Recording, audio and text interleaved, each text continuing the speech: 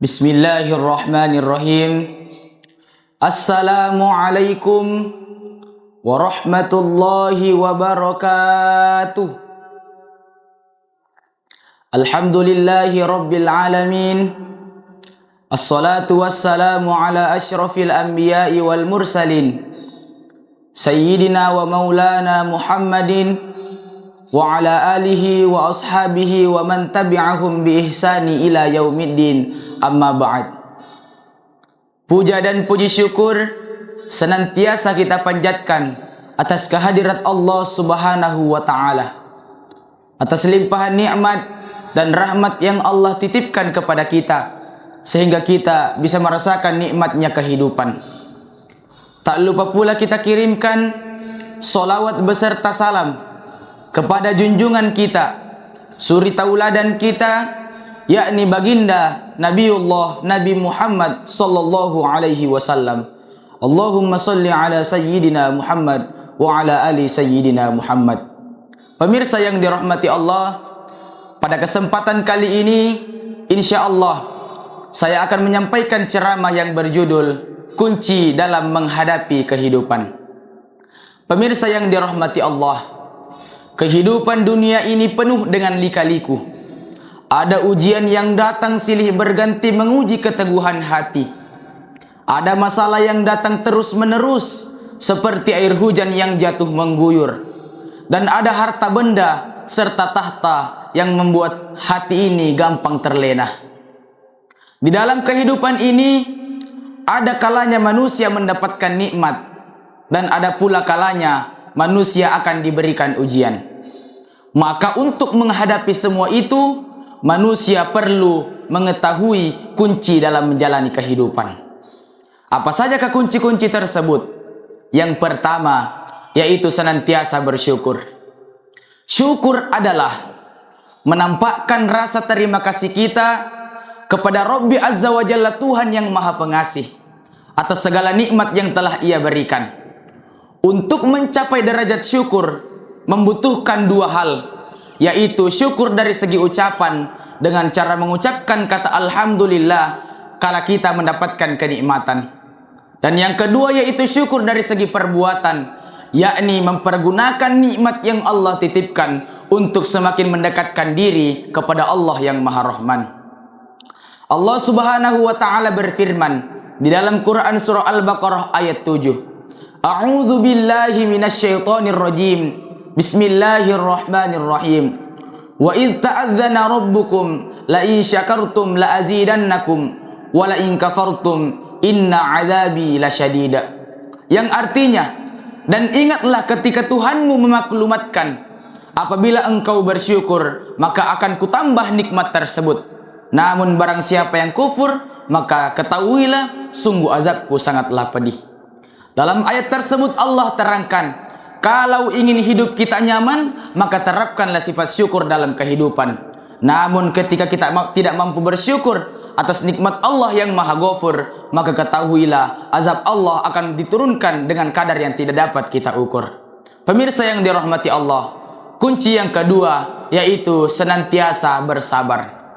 Sabar adalah menahan diri dari perbuatan, perkataan, dan prasangka buruk kepada Allah dan kepada apa yang telah diciptakan Allah. Mengapa sabar dibutuhkan dalam kehidupan? Karena setiap manusia yang dilahirkan tak ada yang lepas dari yang namanya ujian. Maka sifat sabarlah yang akan menyertai kita menghadapi ujian di dalam kehidupan.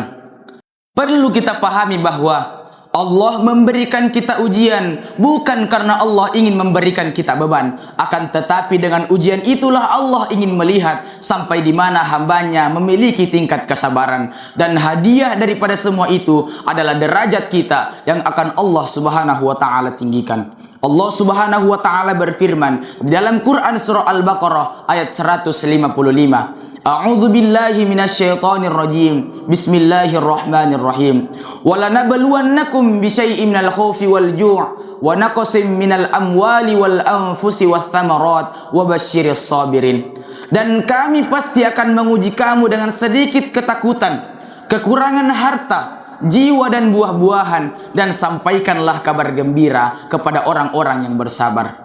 Rasulullah sallallahu alaihi wasallam bersabda, "As-sabrun diyaun." Sabar itu adalah pelita. Pelita yang akan terus menerangi hati agar senantiasa beriman walau seberat apapun ujian yang Allah berikan.